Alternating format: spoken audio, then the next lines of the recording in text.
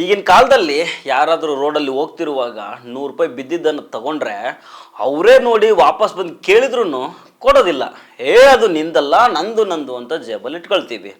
ಅಂಥದ್ರಲ್ಲಿ ಗದಗಿನ ಲಕ್ಕುಂಡಿಯಲ್ಲಿ ಸಿಕ್ಕಿರೋ ಕೋಟಿ ಕೋಟಿ ಬೆಲೆ ಬಾಳೋ ಚಿನ್ನವನ್ನು ಆ ಕುಟುಂಬದವರು ಸರ್ಕಾರಕ್ಕೆ ಒಪ್ಪಿಸಿದ್ದಾರೆ. ಆಮೇಲೆ ಏನೇನೋ ಘಟನೆಗಳು ನಡೆದವು, ಅದೆಲ್ಲ ಮುಂದೆ ಮಾತಾಡೋಣ.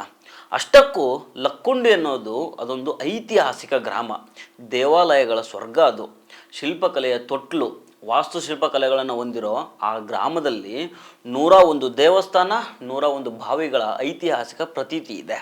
ಇಂತಹ ಲಕ್ಕುಂಡಿಯಲ್ಲಿ ಮನೆ ಕಟ್ಟಡದ ಪಾಯ ತೆಗೆಯುವಾಗ ನಿಧಿ ಪತ್ತೆ ಆಗಿದೆ. ನಿಧಿಯನ್ನು ಸರ್ಕಾರಕ್ಕೆ ಒಪ್ಪಿಸಿದ ತಾಯಿ ಮಗನಿಗೆ ಈಗ ಸನ್ಮಾನ ಮಾಡಲಾಗಿದೆ. ಸದ್ಯ ಚಿನ್ನಾಭರಣ ಪುರಾತತ್ವ ಇಲಾಖೆ ಕೈ ಸೇರಿದೆ. ಹೀಗೆ ಮೂಡಿರುವ ಪ್ರಶ್ನೆ ಏನಂದರೆ, ಈ ನಿಧಿಯ ವಾರಸುದಾರರು ಯಾರು? ಆ ಕುಟುಂಬಕ್ಕೆ ಸಿಗೋದೇನು? ಸರ್ಕಾರಕ್ಕೆ ಎಷ್ಟು ಸಿಗ್ತದೆ? ಹಾಗೆ ಲಕ್ಕುಂಡಿ ಗ್ರಾಮದ ಇತಿಹಾಸ ಏನು? ಗದಗ್ ಸಮೀಪದ ಐತಿಹಾಸಿಕ ಲಕ್ಕುಂಡಿ ಗ್ರಾಮದಲ್ಲಿ ರಾಜರ ಕಾಲದ ಅಪಾರ ಚಿನ್ನಾಭರಣಗಳ ನಿಧಿ ಪತ್ತೆ ಆಗಿದೆ. ಇದು ರಾಜ್ಯಾದ್ಯಂತ ದೊಡ್ಡ ಸದ್ದು ಮಾಡಿದ ಸುದ್ದಿ. ಲಕ್ಕುಂಡಿ ಗ್ರಾಮದ ಗಂಗವ್ವ ಬಸವರಾಜ್ ರಿತ್ತಿ ಅವರ ಮನೆ ಜಾಗದಲ್ಲಿ ಪಾಯ ತೆಗೆಯುವ ಸಂದರ್ಭದಲ್ಲಿ ಪ್ರಜ್ವಲ್ ರಿತ್ತಿ ಅನ್ನೋ 8 ವರ್ಷದ ಹುಡುಗನಿಗೆ ಒಂದು ಹಿತ್ತಾಳೆ ತಂಬಿಗೆಯಲ್ಲಿ ಚಿನ್ನಾಭರಣ ಸಿಕ್ಕಿದ್ದಾವೆ. ಈ ಹುಡುಗ ಚಿನ್ನಾಭರಣ ಸಿಕ್ಕ ತಕ್ಷಣವೇ ಆ ಗ್ರಾಮದ ಹಿರಿಯರಿಗೆ, ಪಂಚಾಯಿತಿ ಸದಸ್ಯರಿಗೆ, ಮಾಜಿ ಜಿಲ್ಲಾ ಪಂಚಾಯತ್ ಅಧ್ಯಕ್ಷರಾದ ಸಿದ್ದು ಪಾಟೀಲ್ಗೆ ವಿಷಯ ತಿಳಿಸಿದ್ದಾನೆ. ಬಳಿಕ ಗದಗ್ ಜಿಲ್ಲಾ ಉಸ್ತುವಾರಿ ಸಚಿವ ಎಚ್.ಕೆ. ಪಾಟೀಲ್ರಿಗೆ ಮಾಹಿತಿ ರವಾನಿಸ್ತಾರೆ. ಆಮೇಲೆ ಸಚಿವರ ನಿರ್ದೇಶನದ ಮೇರೆಗೆ ಎಲ್ಲ ಸಂಬಂಧಪಟ್ಟ ಅಧಿಕಾರಿಗಳು ಲಕ್ಕುಂಡಿ ಗ್ರಾಮಕ್ಕೆ ಬಂದು ವಾಸ್ತವ ಏನಾಗಿದೆ ಅನ್ನೋದನ್ನು ಪರಿಶೀಲನೆ ಮಾಡ್ತಾರೆ. ಮೊದಲು ನಿಧಿ ಪತ್ತೆ ಬಗ್ಗೆ ಕುಟುಂಬಸ್ಥರು ಪೊಲೀಸರಿಗೆ ಮಾಹಿತಿ ಕೊಡ್ತಾರೆ. SP ರೋಹನ್ ಜಗದೀಶ್ ಸೇರಿದಂತೆ ಹಲವು ಪೊಲೀಸ್ ಅಧಿಕಾರಿಗಳು ಸ್ಥಳಕ್ಕೆ ಬಂದು ಸಿಕ್ಕಿರೋ ನಿಧಿಯನ್ನು ವಶಕ್ಕೆ ತೆಗೆದುಕೊಳ್ತಾರೆ. ಸುಮಾರು 470 ಗ್ರಾಂ ತೂಕದ ಬಂಗಾರ ಇರುತ್ತೆ. ಅವುಗಳಲ್ಲಿ ಕೈ ಖಡ್ಗ, ಸರ, ಬಂಗಾರದ ಗುಂಡುಗಳು, ಕಿವಿ ಓಲೆ, ನಾಗಮುದ್ರೆ ಉಂಗುರ, ಬಳೆ, 22 ತೂತು ಬಿಲ್ಲೆಗಳು, ವಜ್ರಖಚಿತ ಉಂಗುರ ಸೇರಿದಂತೆ ಅನೇಕ ಆಭರಣಗಳು ಸಿಗ್ತವೆ.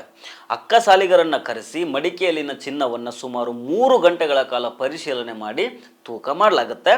ಇವೆಲ್ಲ ಹಳೆ ಕಾಲದ ಆಭರಣಗಳು ಅಂತ ಹೇಳಲಾಗ್ತಾ ಇದೆ. ಸದ್ಯ ಇದರ ಮೌಲ್ಯ ಸುಮಾರು 65ರಿಂದ 70 ಲಕ್ಷ ರೂಪಾಯಿಗಳು ಆಗಬಹುದು ಅಂತ ಹೇಳಲಾಗ್ತಾ ಇದೆ.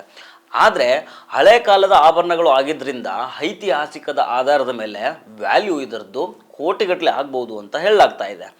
ಇನ್ನು ಲಕ್ಕುಂಡಿ ಗುಪ್ತ ನಿಧಿಯ ವಾರಸುದಾರರು ಯಾರು? ನಿಧಿ ಪತ್ತೆ ಹಚ್ಚಿದವರೆಗೂ ಪಾಲು ಸಿಗುತ್ತಾ ಅನ್ನೋ ಪ್ರಶ್ನೆಗಳು ಈಗ ಕೇಳಿ ಬರ್ತಾ ಇದ್ದಾವೆ. ಮನೆಯ ಅಡಿಪಾಯ ತೆಗೆಯುವಾಗ ಸಿಕ್ಕ ಚಿನ್ನದ ನಿಧಿ ಹಕ್ಕುದಾರ ಯಾರು? ನಿಧಿ ಕಾಯ್ದೆಯ ಪ್ರಕಾರ ಚಿನ್ನಾಭರಣ ಯಾರಿಗೆ ಸಿಗಬೇಕು? ಇದಕ್ಕೆಲ್ಲ ಕಾನೂನಿದೆ. ಭಾರತದಲ್ಲಿ ಬ್ರಿಟಿಷರ ಕಾಲದಿಂದನೂ ನಿಧಿ ಕಾಯ್ದೆ ಅಂತ ಇದೆ. 100 ವರ್ಷಕ್ಕಿಂತ ಹಳೆಯದಾದ ನಿಧಿ ಸರ್ಕಾರದ ಸ್ವತ್ತು ಆಗುತ್ತೆ. ನಿಧಿ ಸರ್ಕಾರದ ಸ್ವತ್ತು ಆದ್ರೂ ಕಂಡೀಷನ್ಸ್ಗಳು ಅಪ್ಲೈ ಆಗ್ತವೆ. ಈ ಕಾಯ್ದೆಯ ಪ್ರಕಾರ ನಿಧಿ ಪತ್ತೆ ಹಚ್ಚಿದವ್ರಿಗೂ ಒಂದು ಪಾಲು ಸಿಗುತ್ತೆ, ನಿಧಿ ಸಿಕ್ಕ ಮಾಲೀಕರಿಗೂ ಒಂದು ಪಾಲು ಸಿಗುತ್ತೆ. ಇದರ ಕಾನೂನಿನ ಬಗ್ಗೆ ನೋಡೋದಾದ್ರೆ ಭಾರತದಲ್ಲಿ ಬ್ರಿಟಿಷರ ಕಾಲದಿಂದನೂ ನಿಧಿ ಕಾಯ್ದೆ ಅಂತ ಇದೆ. ಈ ಕಾಯ್ದೆಯ ಪ್ರಕಾರ ಜಾಗದ ಮಾಲೀಕರಿಗೆ ಸಿಕ್ಕಿರೋ ನಿಧಿಯಲ್ಲಿ 5ನೇ ಒಂದು ಭಾಗ ಕೊಡಬೇಕು, ಪತ್ತೆ ಹಚ್ಚಿದವರಿಗೂ ಒಂದು ಭಾಗ ಕೊಡಬೇಕು. ಈಗ ಲಕ್ಕುಂಡಿ ಗ್ರಾಮದಲ್ಲಿ ನಿಧಿ ಪತ್ತೆ ಹಚ್ಚಿದ್ದು ಪ್ರಜ್ವಲ್ ಹೆಸರಿನ 8 ವರ್ಷದ ಬಾಲಕ. ಈಗ ನಿಧಿ ಕಾಯ್ದೆಯ ಪ್ರಕಾರ ಆ ಜಾಗದ ಮಾಲೀಕರು ಮತ್ತು ಪ್ರಜ್ವಲ್ಗೆ ಪಾಲು ಸಿಗಬೇಕು. ಅಂದಹಾಗೆ ಲಕ್ಕುಂಡಿ ಗ್ರಾಮಕ್ಕೆ ದೊಡ್ಡ ಇತಿಹಾಸ ಇದೆ. ಇದು ಈಗ ಗ್ರಾಮ ಅಂತ ಅನ್ಸ್ಕೊಳ್ತಾ ಇದೆ. ಆದರೆ 10ನೇ ಶತಮಾನದ ಹೊತ್ತಲ್ಲಿ ಇದು ದಕ್ಷಿಣ ಭಾರತದ ಪ್ರಮುಖ ನಗರ ಅಂತ ಅನ್ಸ್ಕೊಂಡಿತ್ತು. ಶಾಸನಗಳ ಪ್ರಕಾರ ಇದನ್ನು ಮೊದಲು ಲೋಕಿಗುಂಡಿ ಅಂತ ಕರಿತಾ ಇದ್ರಂತೆ. ಇಲ್ಲಿ ಕಲ್ಯಾಣ ಚಾಲುಕ್ಯರ ಕಾಲದ 101 ದೇವಸ್ಥಾನಗಳು, 101 ಮೆಟ್ಟಿಲು ಬಾವಿಗಳು ಇದ್ದಾವೆ. ಜೊತೆಗೆ ಕಲ್ಯಾಣಿಗಳು, ಶಾಸನಗಳು, ಶಿಲ್ಪಕಲೆಗಳು, ಕಟ್ಟಡಗಳು ಸಿಕ್ಕಾಪಟ್ಟೆ ಇದ್ದಾವೆ. ಲಕ್ಕುಂಡಿಯನ್ನು ಈ ಮೊದಲು 3 ಅರಸರು ಆಳ್ವಿಕೆ ಮಾಡಿದಾರಂತೆ. ಇದರಲ್ಲಿ ಹೊಯ್ಸಳ ಅರಸರು ಲಕ್ಕುಂಡಿಯನ್ನು ತಮ್ಮ ಉಪರಾಜಧಾನಿಯಾಗಿ ಮಾಡ್ಕೊಂಡಿರ್ತಾರೆ. ಇದೇ ಲಕ್ಕುಂಡಿಯಲ್ಲಿ ನಾಣ್ಯವನ್ನು ಪ್ರಿಂಟ್ ಮಾಡೋ ಟಂಕಶಾಲೆ ಇತ್ತು ಅಂತ ಹೇಳಲಾಗ್ತಾ ಇದೆ. 22 ಮಠಗಳು, ಶಾಸನಗಳು ಹಾಗೂ ಕರಿಕಲ್ಲಿನ ಮೇಲೆ ಇಲ್ಲಿ ಒಂದು ಮಸೀದಿ ಸಹ ಇದೆಯಂತೆ.